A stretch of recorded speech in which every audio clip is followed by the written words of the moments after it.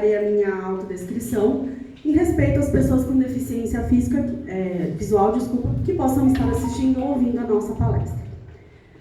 Sou uma mulher branca de cabelos escuros, estatura mediana, estou trajando roupa preta e uso óculos. E agora, para iniciar os trabalhos, a gente vai começar a chamar os nossos convidados para fazer a composição da mesa. É com muita alegria que eu chamo a doutora Silvia Brito, nossa presidente da Subseção de São Miguel Paulista. Obrigada, doutora Silvia. Chamo a doutora Tatiane Leite, nossa querida presidente da Jovem Advocacia de São Miguel Paulista. Gostaria de também chamar para compor a mesa o Dr. Peterson, presidente da Comissão da Igualdade Racial aqui da nossa subseção de São Miguel Paulista.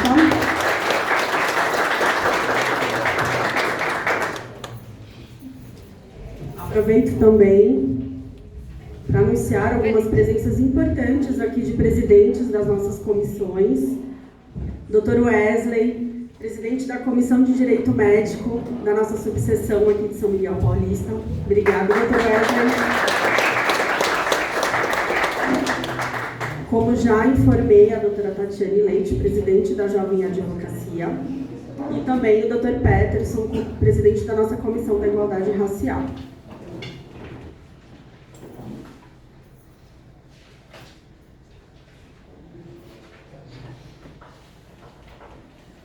E é com muita alegria que eu passo a palavra à doutora Silvia Brito. Calma. Gente, assim, desculpa, foi um lapso aqui, eu queria primeiro passar a palavra às pessoas da mesa, mas assim, é com muita alegria e orgulho que eu agradeço a doutora Alexandre, que será o palestrante da noite. Obrigada, doutora Alexandre, pela sua disponibilidade de estar aqui conosco. Por favor, faça a gentileza.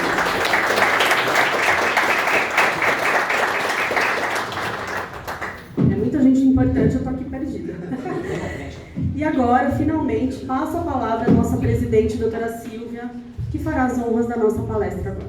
Bom, muito boa noite a todos. Vou fazer minha autodescrição também. Eu sou uma mulher alta, branca, tenho cabelos médios cacheados e hoje eu visto um vestido azul. Tá? Essa praxe a gente tem aqui graças ao nosso presidente da Comissão de Pessoas com Deficiência, Dr. Maurício. Ele é deficiente visual e foi um dos pedidos que ele fez. Ele falou para mim, logo no início da nossa gestão, falou: doutora Silvia, nós, deficientes visuais, nós enxergamos de um modo diferente. Então seria muito legal se fizesse a autodescrição para que a gente pudesse acompanhar melhor os eventos. E desde então a gente passou a fazer, nós estamos gravando, então em respeito a essas pessoas a gente tem por hábito fazer a nossa autodescrição. Bom, eu quero saudar todos os colegas aqui da mesa, saudar o doutor Alexandre, nosso tesoureiro, nosso meu amigo também. Muito obrigado pela presença. E nós estamos aí iniciando o segundo dia da nossa Semana Jurídica. E é uma oportunidade que nós temos de aprender e nos atualizarmos também. Tá? Então eu não vou me alongar, porque nós viemos aqui para ouvir o doutor Alexandre. Tá? Muito obrigado a todos pela presença.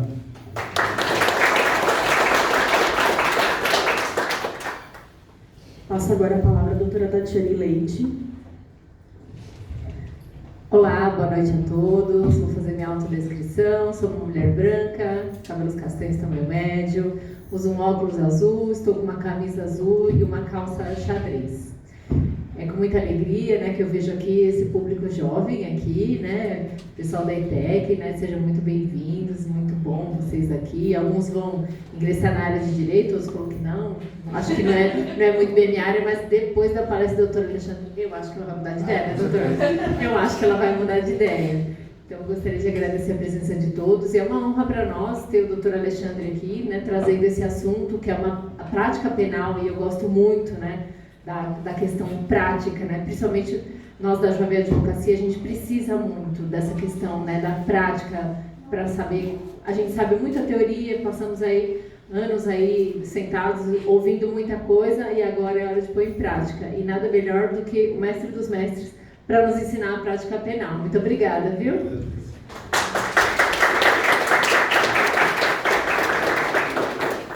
Finalmente, eu passo a palavra ao Dr. Peterson, vice-presidente da Comissão de Igualdade Racial. Boa noite a todos, boa noite a todas. Boa noite, doutora Alexandre. É uma honra estar aqui na mesa, vir aqui na sua palestra. E eu quero agradecer simplesmente a presença de todos, dizer mais uma vez que é uma honra. Eu estou como vice-presidente da Comissão de Igualdade Racial. Quero lembrar o nome do nosso presidente, doutor Wellington, que não está aqui presente, mas participa bastante da nossa comissão, e dizer que é um prazer compor e estar aqui participando dessa semana jurídica.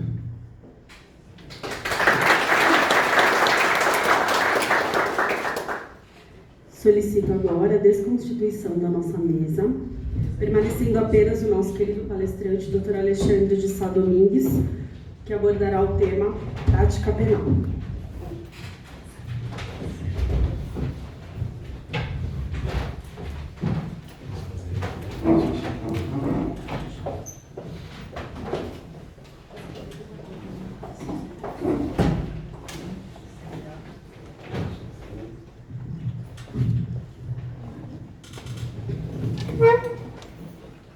Boa noite a todos e a todas.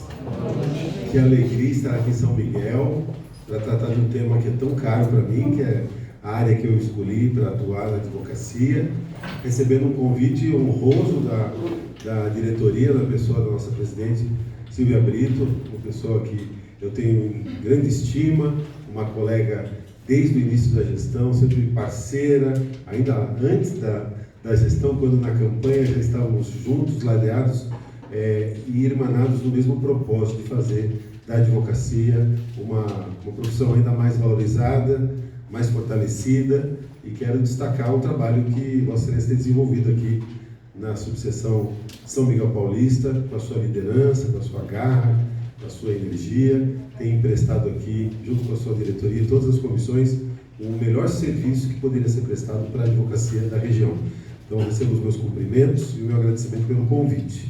A todos vocês que tiveram aí a disponibilidade de estar aqui nesta noite, uma alegria, uma honra para mim, né, poder dirigir algumas palavras. Muito obrigado, espero que seja de proveito a vocês, ainda que não atuem na área criminal, por enquanto, certamente sempre no debate, sempre nas nossas palestras, e eu falo por experiência própria, a gente sempre aprende, independente da área da nossa atuação. Então, fico muito honrado com a presença de todos. Fui apresentado, meu nome é Alexandre Sá, colega advogado de vocês ali de Guarulhos. Eu sou advogado há 25 anos, né, e desde o começo milito na área criminal. Essa minha atuação não era algo planejado, não foi algo que eu planejei antes da graduação, muito menos durante a graduação. Achava até o final da faculdade que eu seria advogado tributarista, que tinha uma certa facilidade ali com a questão contábil, a questão de números, já tinha uma formação de contabilidade anterior, mas fui fazer faculdade por conta dessa questão, de entender melhor os direitos, a questão dos tributos. No fim, no último semestre, acabei participando de um júri simulado, e isso mudou a minha vida, né? A partir dali, enveredei para a seara criminal, especialmente no júri, no qual já fiz muito júri, graças até à minha atuação no convênio da assistência judiciária com a OAB.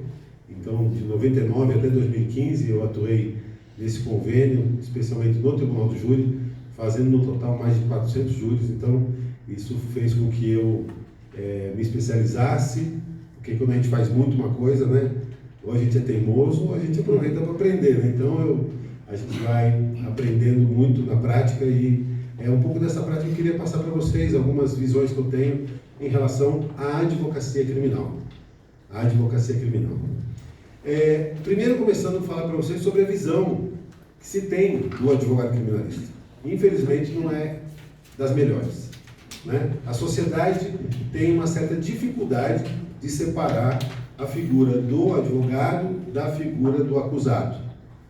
muito menos tratá-lo como acusado, já de saída, aquele que é acusado de um crime na nossa sociedade, apesar da Constituição, está falando aqui, a presunção de inocência é que deve vigorar, na prática, a partir do momento que se aponta para alguém, ela passa a ser considerada uma criminosa, uma pessoa ali que não tem empatia da sociedade, já se espera que ela prove a sua inocência, ao contrário do que deveria ser a lógica do sistema, que é a acusação, ou seja, quem acusa, provar a culpa. A gente tem uma sociedade que, infelizmente, na prática, torna vigente a presunção de culpa, não a presunção de inocência. E a figura do advogado normalmente é associada com essa imagem, esse estereótipo que a pessoa acusada de um crime tem, né? E muitas vezes se acredita que o advogado, por atuar em determinadas causas, ele é a favor do crime, ou ele concorda com o criminoso, e isso não é verdade. O advogado, ele atua para defender direitos, e direito que é comum a toda a cidadania, não só aquela pessoa em particular que é acusada. Muitas vezes a pessoa que está sendo acusada é sim culpada, ao final vai ser responsabilizada, vai ser condenada, terá que pagar uma pena, mas muitas vezes ela é acusada injustamente ou com um excesso de acusação. É muito comum o excesso acusatório, isso às vezes até é uma tática do órgão ministerial que exerce a acusação, de aumentar o que se tem de provas, para depois lá na frente, se for o caso, barganhar, reduzir, ter uma facilidade na condenação. Então, a atuação do advogado é para buscar a boa aplicação da lei, né, e efetivamente contribuir com a justiça. O papel do advogado criminal não é diferente da atuação de um advogado trabalhista, civilista, familiarista, tributarista, previdenciarista. Nós todos atuamos para representar um cidadão que está com uma demanda, com uma necessidade, com uma angústia, normalmente está em conflito, se não com o Estado, com alguma outra parte da nossa sociedade, e ela precisa ser muito bem representada, porque o cidadão leigo, ele não detém direito, não detém conhecimento, às vezes suficiente, para separar as coisas, para conseguir restabelecer a verdade dos fatos, e se sente ali vulnerável nessa relação jurídica. O advogado, então, tem esse papel importante de usar o seu conhecimento em favor do restabelecimento da justiça. Mas o advogado criminalista, muitas vezes, ele é tido como a favor da criminalidade. Eu notei aqui alguns termos pejorativos que às vezes a gente ouve, né? Advogado porta de cadeia, advogado de bandido, a arte de legalizar a fraude, aquele que usa as brechas da lei. Essa questão da brecha da lei a gente ouve muito, né? Com um tom pejorativo, e na realidade o advogado não busca brechas na lei, né? Ele faz valer a lei. A lei é que tem regras, e toda regra tem as suas exceções, e elas devem ser avaliadas no caso concreto, e às vezes no caso concreto você tem ali a oportunidade de fazer uma defesa mais eficiente do que aquilo que se imaginaria, ou aquilo que no primeiro momento se fez a identificação. O advogado, então, ele é esse amante das liberdades, não só a liberdade de ir e vir, que talvez seja a principal liberdade, né? Depois da vida, acho que o bem mais precioso é a liberdade, mas também outras formas de liberdade, né? Porque a gente quer a liberdade de pensamento, a liberdade de manifestação, a liberdade de associação e tantas outras. E quando você, no caso do criminal, normalmente está em conflito com o Estado. O Estado, aquele ser que, conforme descrito o Leviatã, aquele ser que tem todo o poder, é uma máquina avassaladora, e muitas vezes o acusado ele se coloca ou se vê numa situação absolutamente de vulnerabilidade, de fragilidade e de hipossuficiência. E é o advogado, como consta na obra de Dante Delmanto, que vai ser o último a estar ao lado do acusado. Muitas vezes até a sua família já o abandonou, e é o advogado criminalista que está até o último momento defendendo os interesses daquela pessoa. O que é advocacia criminal? não é? A advocacia criminal não é só pegar causas que eu concorde ou que eu seja simpático, muito pelo contrário. Em matéria criminal, talvez não exista nenhuma prática tida como crime que eu simpatize, né? Obviamente que ninguém aqui vai simpatizar com crimes contra a vida, crimes contra a dignidade sexual, contra o patrimônio e assim por diante, mas muitas vezes o advogado ele é colocado para defender situações e com a consciência de que o seu cliente é culpado e ele é obrigado a fazer a defesa, a sua atuação, independentemente da sua opinião. O nosso Código de Ética, no artigo 23, ele fala que é dever do advogado aceitar as causas sem julgar o seu próprio cliente. Ou seja, ele não vai levar em consideração a sua opinião, ele vai colocar a favor do seu cliente o seu serviço, o seu trabalho, para que ele seja melhor defendido, melhor possível, né? Exercida essa defesa.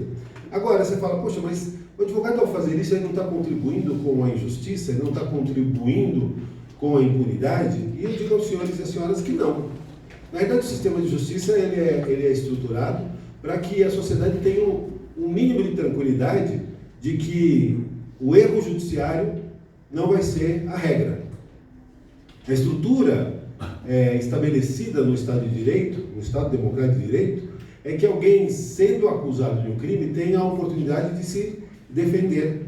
E que a acusação feita contra essa pessoa também observe certas regras básicas de civilidade, né? Porque a gente tem como primado da nossa Constituição a dignidade da pessoa humana.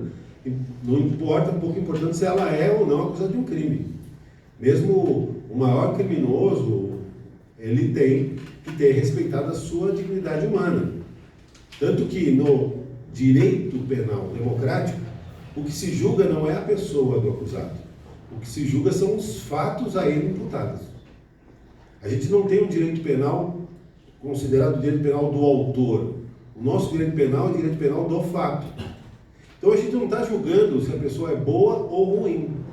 A gente está julgando se os fatos a ele imputados aconteceram e se aconteceram, se eles são ilícitos, ou seja, se eles são criminosos. E se assim o forem, podemos ter aí a aplicação da pena.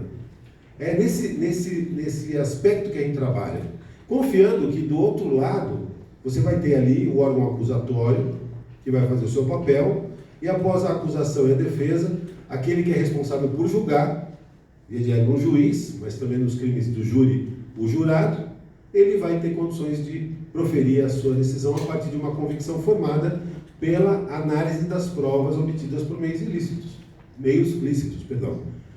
Proibida, vedada a obtenção de provas por meios ilícitos. Essas regras, elas todas vêm estabelecidas no nosso texto constitucional. E esse conjunto de regras, que também a gente chama de garantias, que a nossa Constituição traz, ao lado das normas penais e processuais penais, na realidade são o chamado dique de contenção do poder punitivo estatal. O Estado, ao passar dos anos, ele foi trazendo para si a responsabilidade pela punição da prática criminosa, substituindo o particular que no passado tinha direito à vingança privada. Nos primórdios da civilização, as pessoas se vingavam. Alguém agredia o meu filho, eu ia lá e matava a família inteira, né? E aí veio lá no passado o tal do Código de Italião, que o olho por olho, dente por dente, que hoje, olhando em perspectiva, foi um avanço de direitos humanos, porque ele estabeleceu uma proporcionalidade da vingança. Porque a vingança, como regra, ela é desproporcional. Quando você sofre uma agressão, a vontade é de retalhar muito mais, de mostrar, de causar ainda maior sofrimento. Só que isso se provou e demonstrou que não traria e não trazia nenhum benefício para a sociedade. Isso deixava a sociedade o tempo todo em conflito e a gente ia perdendo mão de obra para o trabalho, você perderia ali os atores da sua sociedade para a vingança privada, tanto que o Estado passou a concentrar o monopólio da vingança. Então, esse monopólio da vingança, né, que a gente acabou, enquanto sociedade, chegando a um contrato social, né, é o chamado poder punitivo. Mas o Estado, como eu já mencionei, ele também é algo que, se não posto o limite, ele exorbita, ele se torna autoritário e ele invade a esfera de liberdade individual. Então a gente tem que ter regras para limitar o poder do Estado. E as regras são essas. Quando o direito penal, por exemplo, estabelece, reproduz no artigo 1º, o que já está lá no texto constitucional no artigo 5º, quando fala, não há crime sem lei anterior que o defina, que é o chamado princípio da legalidade, e ligado também à anterioridade, ou seja, eu tenho que ter lei que defina a conduta como criminosa, e esta lei tem que ser anterior ao fato que eu pretendo punir. Eu não posso criar a lei depois que o fato se deu, né? Não tem como criminalizar algo que foi realizado no passado. Esses princípios, eles na realidade querem limitar o poder do Estado. Também ligado a esse artigo 1º, fala o seguinte, também não há pena sem uma prévia combinação legal. Ou seja, também eu não posso impor uma pena se ela não estiver previamente prevista antes que o crime ocorra. Então eu estabeleço as condutas tidas como perniciosas para a sociedade, quero proteger aqueles bens jurídicos, então eu estabeleço uma conduta. Quem praticar a conduta está sujeito à pena. Mas notem que a pena, ela também tem um limite. Ela tem um mínimo, mas ela também tem um máximo. Então, por mais que eu incorra numa prática delitiva, o Estado não pode me aplicar uma pena desproporcional, ela tem um limite. Se você for analisar sob essa ótica, tanto as normas de direito penal, quanto as normas de processo penal, presunção de inocência, devido processo legal, vedação ao uso de provas ilícitas, todas esses direitos e garantias são, na realidade, uma proteção para o cidadão acusado de um crime. Então, o direito penal e o processo penal não são feitos para punir, são feitos para limitar o poder de punir. E o advogado é o ator que vai fazer com que essas regras e essas normas tenham validade. É ele que vai, através do seu conhecimento, buscar que na investigação se respeitem essas regras, que durante a tramitação do processo se respeitem essas regras, apontar eventuais falhas na condução dos processos. Por exemplo, por que existem regras processuais? Como eu já disse, para evitar ou mitigar o erro judiciário. Eu dou um exemplo para os meus alunos na faculdade, que imagine que eu convidasse aqui vocês para irem num churrasco na minha chácara no final de semana. E eu fizesse um mapa e falar, olha, e desse as instruções. Você vai pegar a rodovia Dutra, vai pegar até o quilômetro 190, aí você vai entrar à direita no posto de gasolina, vai andar 2 quilômetros e vai virar à esquerda, vai pegar a terceira lombada. Imagine que em dado momento do mapa, ao invés de você virar à esquerda, você, por uma distração, você vira à direita. E continua seguindo todo o resto do mapa. Você vai chegar na minha chácara? Não vai chegar na minha chácara. Mas você só errou um detalhezinho.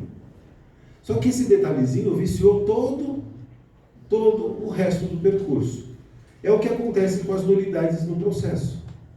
Quando viola uma regra procedimental, processual, você fala, mas isso aqui, que diferença isso faz? Às vezes faz toda a diferença. Porque aquele erro procedimental, aquela inobservância daquela regra ou daquela garantia, vai viciar todo o resultado. Um exemplo é o reconhecimento de pessoas e coisas. Se eu não observo as regras para o reconhecimento a partir do momento que ele é feito, e depois ele contamina, porque ele é feito sem a observância das regras procedimentais. Era para eu descrever a pessoa que eu ia reconhecer. Eu tinha que colocá-la ao lado de outras que com ela guardassem alguma semelhança. E só aí ela ser apresentada para o reconhecedor e o reconhecedor apontar a pessoa. Isso já teria possibilidade de falha, mas isso mitigaria a possibilidade de falha. Porque se eu vou fazer uma descrição, a descrição que eu dou já não bate com a pessoa que vai ser reconhecida, já deveria acessar ali o procedimento, o delegado não deveria nem continuar. Se eu coloco ele do lado de pessoas que são diferentes dele, imagina, A pessoa, o suspeito, ele é loiro do olho azul. Eu coloco ele e 3 negros do lado dele. Quem é? Eu estou induzindo o reconhecimento da pessoa, porque o único branco que tem é aquele ali, então vai ser aquele ali. Se eu, pior, não faço assim, eu coloco ele isoladamente, só apresento ele, só tem tu, vai tu mesmo. E normalmente a memória, ela apresenta uma série de falhas, ela não é um filme de vídeo, nada disso, não é uma fotografia, são fragmentos, né, que a gente tem para lembrar das coisas. Às vezes eu não tenho muito claro, eu não lembro de detalhes, eu lembro de fisionomias, eu lembro de tamanho, eu lembro de porte, e quando alguém me apresenta uma opção, e uma opção que se encaixa naquela moldura, imaginem vocês, olha, eu lembro que era um loiro do olho claro, ele tinha mais ou menos, sei lá, 1,80. Aí vai lá e apresentar eu. Eu não lembro direito se era, mas daí coloca eu e ainda vem às vezes com alguma informação. Imagina que o policial fala assim, olha, a gente já descobriu que era ele estava com o produto do crime, ele é figurinha carimbada, ele tem antecedentes. Aí chega lá para a vítima olha para mim, ela não lembrava muito bem do nariz, da boca, mas do olho ela lembra um pouco. Aí ela fala, não é ele. É ele? É ele. A partir daquele momento, mesmo que você repita o procedimento daqui uma semana, daqui um mês, daqui um ano, a testemunha não vai mais lembrar se quem ela está reconhecendo é quem efetivamente assaltou ela, ou se é aquela pessoa que foi apresentada para ela como uma alternativa e se encaixou naquela moldura. Isso a gente chama no direito penal de memórias falsas. Existem estudos de neurociência que demonstram que a memória humana ela pode ser influenciada e absorver detalhes ou imagens falsas e admiti-las como verdadeiras e eu não consegui mais distinguir uma da outra. Notem que às vezes um erro bobo como esse, uma falha no reconhecimento, viciou toda a sequência do processo. E isso vale para tantas outras coisas, né? Às vezes o cerceamento de defesa, impedir que eu faça uma pergunta, exercendo o contraditório de uma testemunha, impedindo que eu faça a produção de uma prova pericial, ou que eu esclareça algo da prova pericial que o perito não deixou claro. Ou seja, qualquer uma dessas falhas, ela vai gerar um vício no processo. O vício de processo é o que a gente chama de inobservância de uma formalidade, às vezes. E tem muita gente que fala, mera formalidade. Não, às vezes a mera formalidade é aquele erro que eu falei na leitura do mapa. E vai influenciar todo o resultado, um efeito em cascata. Quando você consegue demonstrar que houve aquele vício, seja para o juiz, às vezes o processo está andando, você já aponta, excelência, está nulo o procedimento, o senhor não observou. Se ele de pronto já fala, não está certo, vamos repetir o ato, vamos refazer, ou vamos extirpar do processo essa prova ilícita, beleza, ele já corrige ali, mas normalmente não é isso que ele faz. Normalmente ele vai fazer vista grossa, ele vai negar, vai seguir, vai tocar para frente, aí você vai para o tribunal, no tribunal você vai ouvir também argumentos, não, mas o juiz, se o juiz estava lá no primeiro grau, teve contato com a coisa, ele tinha condições, eu nego, e aí vai negando, e às vezes, só às vezes, muito raramente, você consegue, às vezes nos tribunais superiores, o reconhecimento daquela nulidade, depois de 2, 3, 4, 5 anos às vezes. E aí, quando o tribunal anula um processo entre dezenas de milhares, é aquilo que vai aparecer na imprensa e que vai falar para a sociedade que os tribunais superiores anularam um processo, depois de 5 anos, perderam todo o trabalho, soltaram o bandido que estava preso, e aí vai passar a sensação para a sociedade de impunidade. E nós todos vamos sofrer as consequências, porque enquanto cidadãos a gente vai ficar mais vulnerável, porque o delegado vai falar, para que eu preciso cumprir a formalidade se os tribunais, eles raramente anulam um processo? Para que o juiz vai cumprir uma formalidade se anular o processo, ele não vai sofrer nenhuma consequência? Se bobear, o processo não volta nem para ele julgar. Quando volta para julgar, já não é mais ele juiz. Ele não recebe uma multa nem de R$100. Não recebe nenhum puxão de orelha. Então, assim, não tem consequência. Então, esses atores, às vezes, se sentem incentivados a continuar violando os direitos e garantias fundamentais. E nós, cidadãos, ficamos cada vez mais vulneráveis. E hoje não sou eu, não é um filho meu, não é um amigo meu, mas amanhã pode ser. E a gente foi conivente e possibilitou que a justiça fosse se flexibilizando e fragilizando. Então, o advogado criminalista tem um papel muito importante para a garantia das liberdades individuais, ao exigir o cumprimento das formalidades. Agora, a teoria, na prática, é outra. Todo mundo já ouviu falar isso, né? É muito bacana e fácil, às vezes, de compreender o que é uma nulidade, quando ela ocorre, qual é a consequência, mas é outra história você convencer um juiz, um desembargador, um ministro, a que ele reconheça e declare a existência daquela nulidade.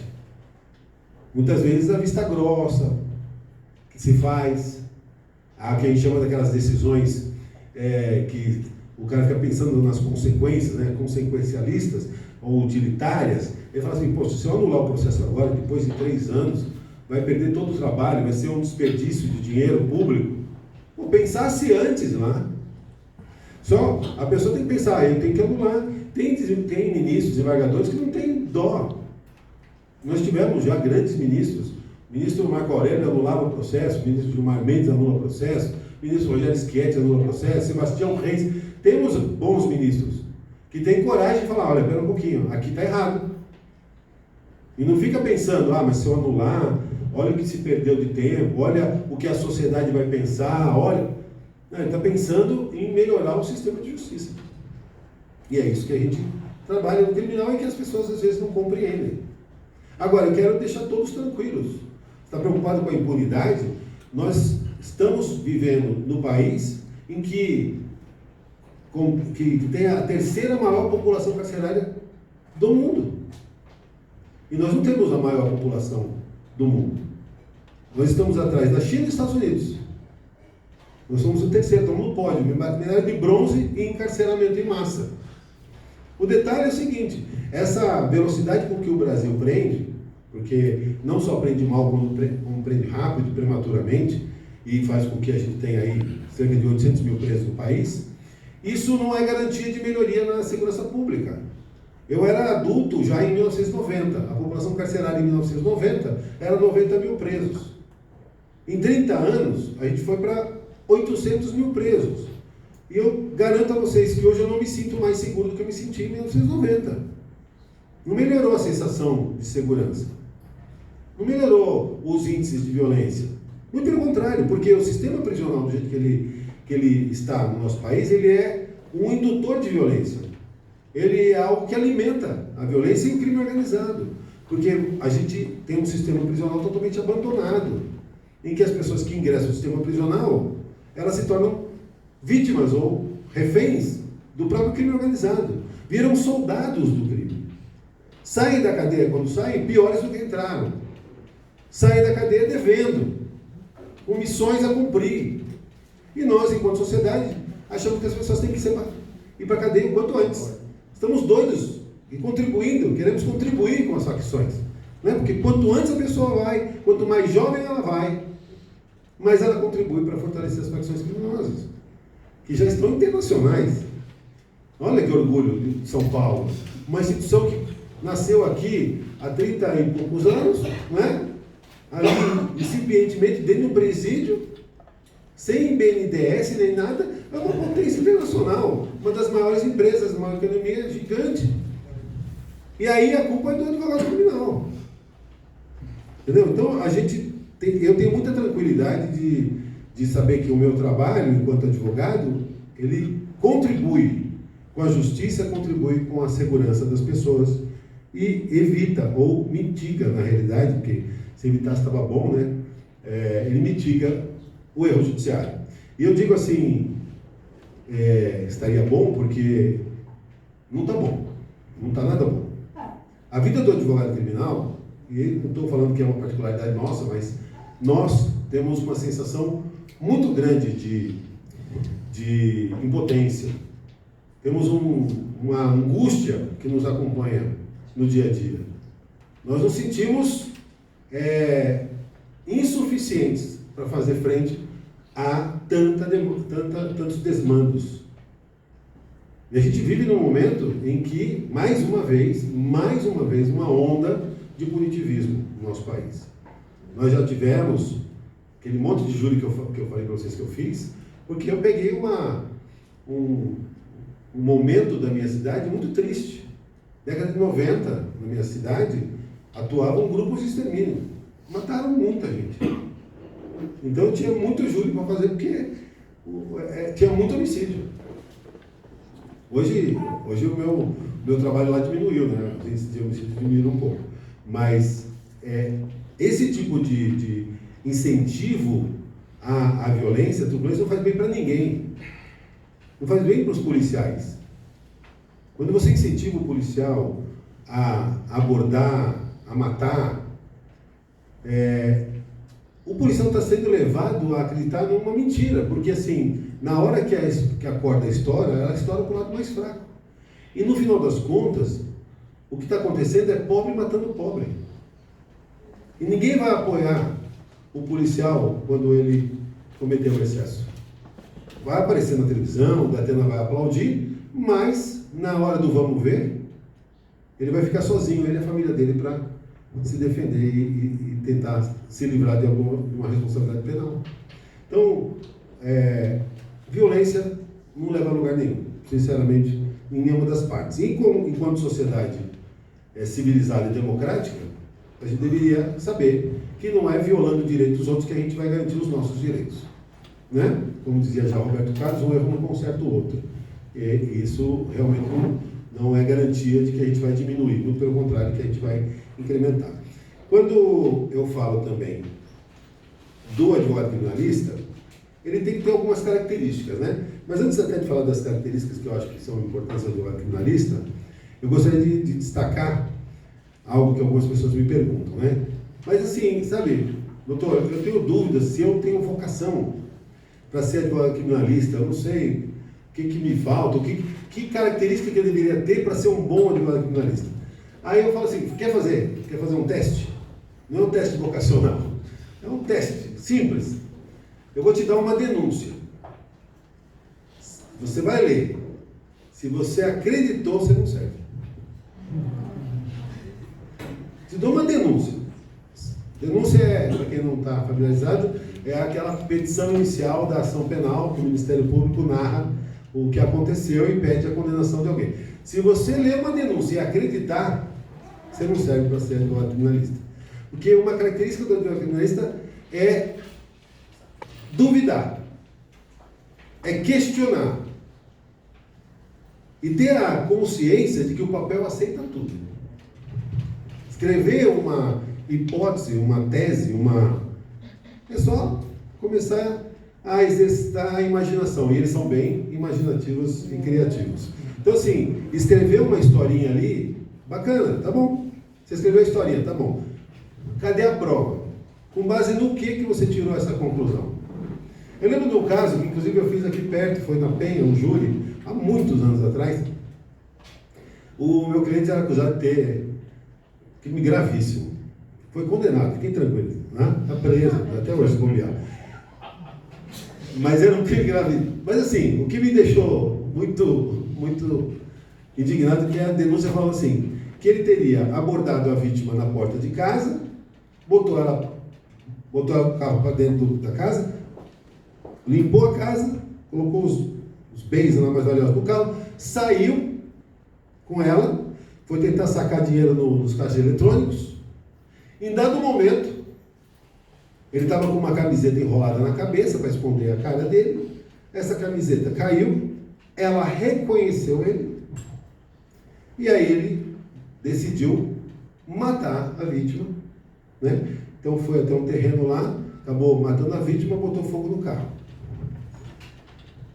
O cliente, todo momento, desde a delegacia, ele negou. Porque não tinha sido ele, não tinha nada a ver com isso. A vítima morreu.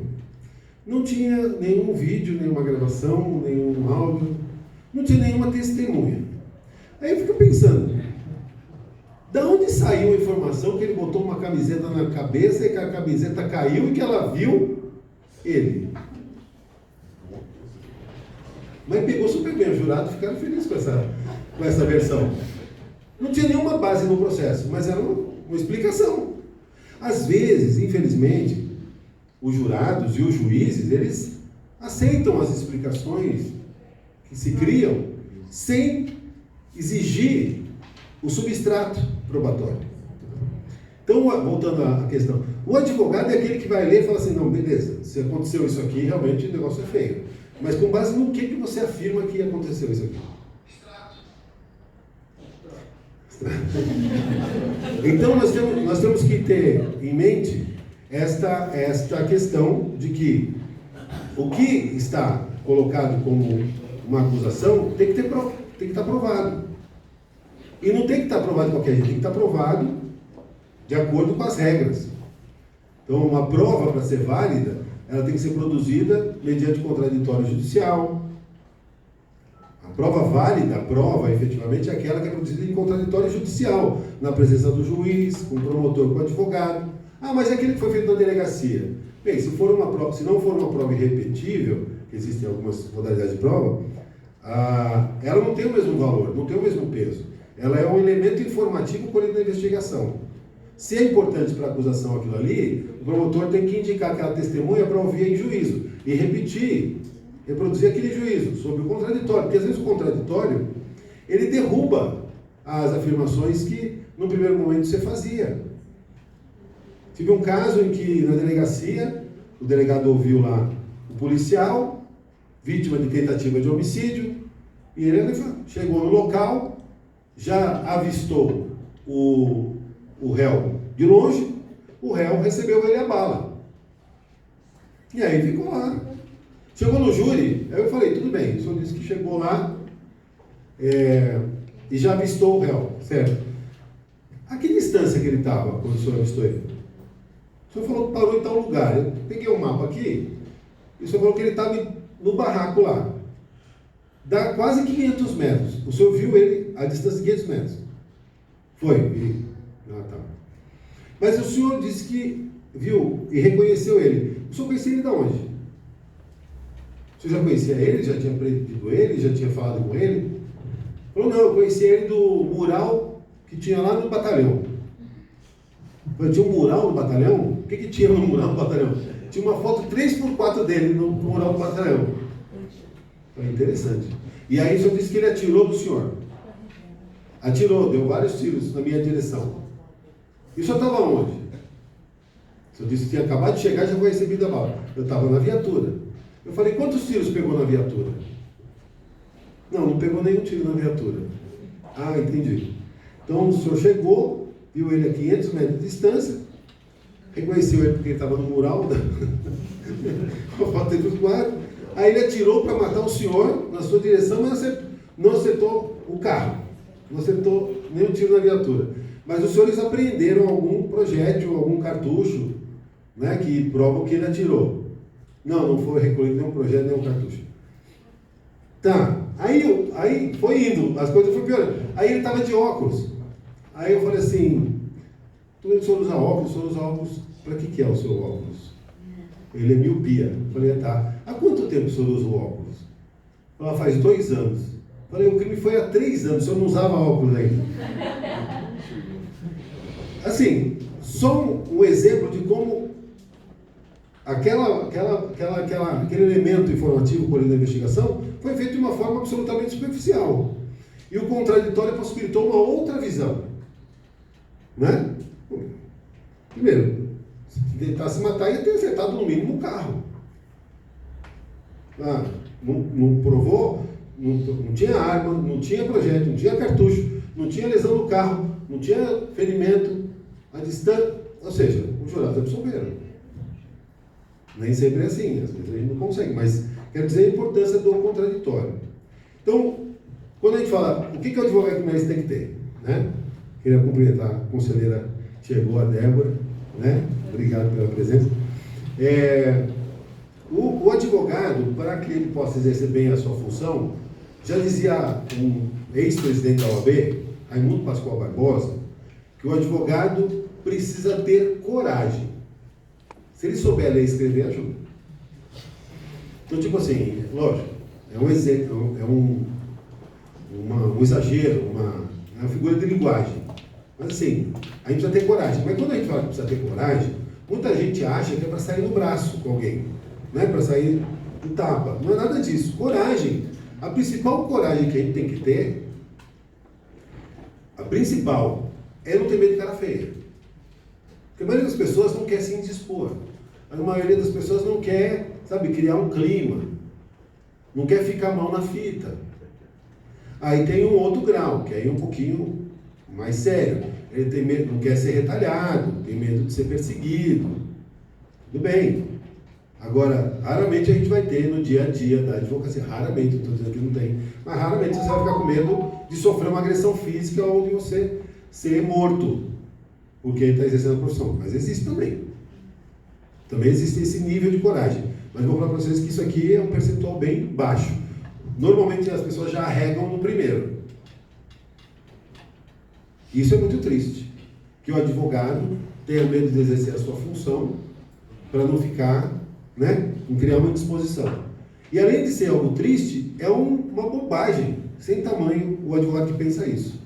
Porque quanto mais você tem coragem, quanto mais você enfrenta, mais respeitado você é.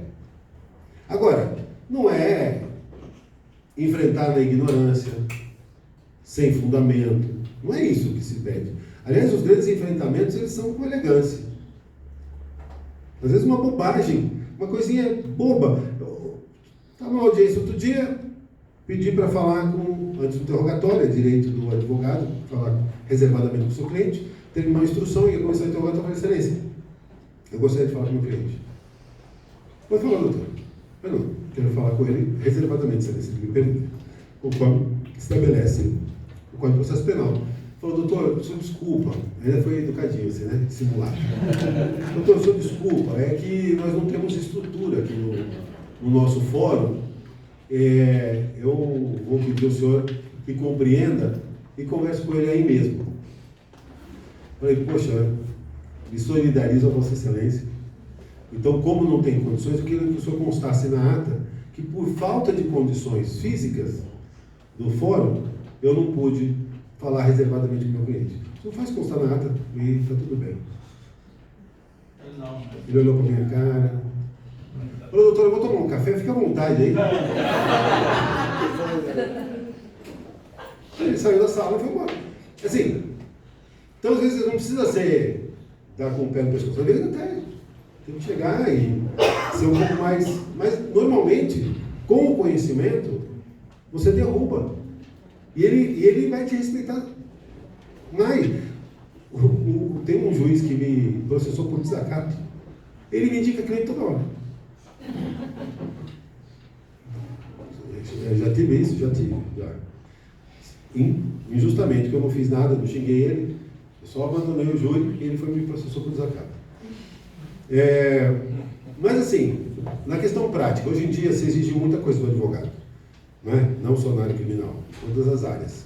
Você tem as hard skills e as soft skills, que o pessoal fala, você tem que saber o direito, tem que conhecer as leis, mas também você tem que correr atrás do prejuízo para tantas outras coisas, Eu estou aqui filmando aqui para ver se eu alimento minha rede social, mas a gente fica pensando, o advogado tem que ter visibilidade, credibilidade, tem que ter reputação, o advogado tem que cuidar da captação de cliente, tem que administrar os processos, tem que saber fazer uma gestão financeira adequada. Mas vamos nos restringir aqui às hard skills, conhecer o processo e o processo. O processo no sentido do direito processual, direito material, e o processo, o caso que você atua. Você tem que saber, o caso é seu. Você é a pessoa que mais conhece o caso. Quando você chega numa audiência, você tem que ter a certeza de que você é a pessoa que mais conhece aquele caso. Não é o juiz, não é o promotor, e não são as testemunhas. O caso é seu. Para o juiz é mais um, para o promotor é mais um, para você é o seu caso. Você não pode abrir mão desse lugar. O advogado não é acompanhante de luxo. O advogado criminalista não é aquele que eu vou te acompanhar na delegacia, só para você não se sentir sozinho. Na hora que você for preso, vai ter alguém chorando por você. Não é isso, gente. O advogado é protagonista. O advogado, em todas as áreas, mas o advogado criminal, ele é o protagonista. É ele que conduz o processo. Ah, não, mas isso é papel do juiz. Não, o juiz vai conduzir o processo de acordo com o que a lei estabelece. Quando ele quiser sair, você que traz ele de volta. E se não trouxer? É aí que você vai impugnar, é aí que você vai fazer constar na ata, é aí que você vai se insurgir, é dali que você vai recorrer, vai sacar um habeas corpus e vai restabelecer. O meu ídolo na advocacia criminal é hoje, para minha alegria, companheiro de conselho da OAB. O meu ídolo chama-se Alberto Zacarias Toro. Meu ídolo há muito tempo, inclusive, quando eu fui processar por desacato há 15 anos atrás, ele é que me defendeu. Mas ele já era meu ídolo antes. E Alberto Zacarias Torão é um cara que está com a vida ganha. Conta para ele, não, mas ele está com a vida ganha. Mas ele merece. E ele não mede esforço na advocacia. Tem tantos exemplos que eu podia dar dele, mas, por exemplo, uma questão... Você sabe a dificuldade que é para você fazer subir um recurso especial extraordinário, né? E aí tinha um acordo do Tribunal de Justiça de São Paulo, ele embargou, porque foi omisso o acordo. Não abordou a tese defensiva que ele havia sustentado. Ele embargou. Rejeitaram o embargo. Ele embargou de novo. Não, vocês não falaram. Não tem omissão, mas tem omissão. Eu fiz tal... aleguei tal coisa no meu recurso, vocês não falaram no acordo. Não. É procrastinatório, sei lá, botaram os nomes. Ele embargou 8 vezes. Tomou litigância de má-fé. Ofício expedido para a OAB. Foi lá, despachou, falou, cansou o desembargador, até que o desembargador foi lá e se manifestou na omissão que ele estava apontando. Ele entrou com recurso especial, foi admitido, absolveu o cara no STJ. Às vezes não é fácil. Normalmente não é fácil. E se fosse fácil, não ia ter nem graça. Aliás, eu falo para alguns colegas, estava falando hoje com um colega que me visitou lá no gabinete da Tesouraria Nova em São Paulo, que é criminalista como eu, e a gente sempre se encontra, e acho que vocês também têm essas conversas, poxa, tá difícil, a gente só toma porrada, né? Os caras cada vez piores. E aí estava refletindo, eu falei, olha, quando a gente começou, isso já existia. Ou você acha que agora começaram as injustiças? Aliás, se não houvesse injustiça, não tinha nem necessidade de advogado. O advogado é criado justamente para combater a injustiça. É porque tem autoritarismo, é porque tem violação de direitos fundamentais, é porque não se reconhecem os direitos. Quando você vai postular alguma coisa, é justamente porque houve alguma violação. O advogado é para isso. Para isso. Ah, mas dá a sensação de que a gente está enxugando gelo. Eu falei, olha, eu tenho uma visão dessa questão, quando alguém fala que está enxugando gelo, isso me incomoda um pouco. Parece que a pessoa está querendo desistir. Fala, olha, o que é estar vivo? Sinais vitais. Você vai lá, respira. O ar entra no seu pulmão. O pulmão tira o oxigênio e bota no sangue. Vai para o coração manda o sangue lá para as extremidades do corpo. Os órgãos fazem a sua função, devolvem gás carbônico para o sangue, que volta para o coração, que volta para o pulmão, que expele o gás carbônico, expirando o ar. Acabou? Vocês acham? Se acabar aí, morremos. Aí começa tudo de novo. Aí inspira o ar e vai tudo de novo. Ah, estou só enxugando gelo. Não, estou vivendo. Estou vivendo. Na hora que eu paro de respirar, acabou. Ah, não, porque estou inconformado, porque viu aquela luta que eu fiz com aquele cliente, foi até o Supremo, uma questão, poxa, mais que decidida, e ainda assim, hoje eu encontro violações e as pessoas negam reconhecer o direito básico. Olha lá, bem-vindo ao mundo real. Lógico que a gente quer que as coisas melhorem, e eu acredito que as coisas melhorem, mas melhora de um lado, vai aparecer uma outra coisa. E assim, normalmente, quanto mais a gente melhora, mais a gente quer melhorar. Não é? Ou vocês já estão satisfeitos com a vida de vocês? A minha vida melhorou muito, viu? De 10 anos para cá melhorou muito. Acho que muita gente pode falar isso, né? Graças a Deus. Mas, estou satisfeito? Não, quero melhorar mais. Então, eu falo isso porque a gente tem que ter resiliência. E essa é uma outra característica que o advogado tem que ter. O advogado criminal, no caso, que é o tema da minha palestra. O advogado criminalista sem resiliência não funciona. Porque você não pega causas com grandes probabilidades. Muito pelo contrário. Você pega causas perdidas muitas vezes. Perdidas.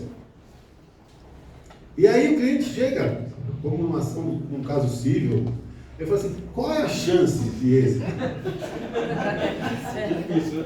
Qual que é a chance que vocês dariam? Qual é a chance de êxito?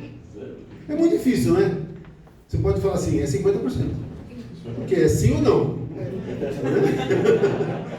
Tem duas opções, ou sim ou não. Ou você pode falar, não, olha, é muito difícil. A chance é 1%.